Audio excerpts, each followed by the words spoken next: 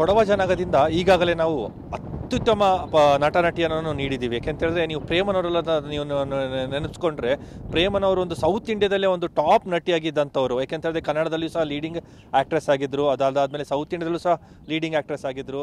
ಅವರ ಎಷ್ಟೋ ಸಿನಿಮಾಗಳು ಆ 90ಸಲ್ಲೇ ಒಂದು ಇಟ್ಟಾದಂತಹ ಸಿನಿಮಾಗಳು, ಅವರು ಹೆಚ್ಚು ಹೆಸರು ಮಾಡಿದಂತಹ ನಮ್ಮ ಸಿನಿಮಾ ನಟಿ ಪ್ರೇಮನವರು ಆದಮೇಲೆ ಸಹ ನಿಧಿ ಸುಬ್ಬಯ್ಯನವರು ಇರ್ಬೋದು, ಮತ್ತು ಅಶಿಕ ಪೂರ್ಣಚನವ್ರು ಇರ್ಬೋದು, ಭುವನ್ ಅವರು ಇರ್ಬೋದು, ಶ್ವೇತಾ ಚಂಗಪ್ಪನವರು ಇರ್ಬೋದು, ಅವರಂತೆ ಸೇರಿದಂತೆ ಲೆಕ್ಕಕ್ಕಿಲ್ಲದಷ್ಟು ನಟ ನಟಿಯರು ಕೊಡವ ಜನಾಂಗದಿಂದ ಈಗಾಗಲೇ ಕಿರುತೆರೆಯಲ್ಲಿರ್ಬೋದು, ಕನ್ನಡ ಸಿನಿಮಾಗಳಲ್ಲಿರ್ಬೋದು, ತಮಿಳು ಸಿನಿಮಾದಲ್ಲಿರ್ಬೋದು, ಮಲಯಾಳ ಸಿನಿಮಾನಲ್ಲಿ ಸಹ ನಟಿಸಿದಂತಹ ಕೊಡವ ಜನಾಂಗದ ನಟ ನಟಿಯರು ಇದ್ದಾರೆ.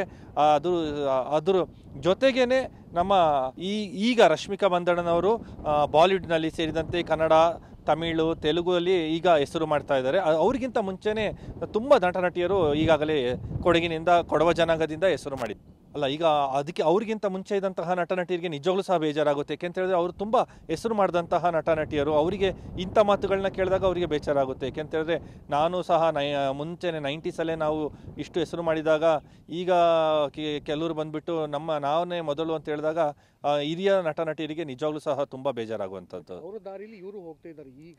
ಹೌದು, ಈಗ ಪ್ರೇಮನವರು ಎಂತಹ ಸಾಧನೆ ಮಾಡಿದ್ದಾರೆ ಅಂತಹ ದಾರಿಯವರಲ್ಲಿ ಈಗ ಇವರು ಮುಂದೆ ಹೋಗ್ತಾ ಇದ್ದಾರೆ.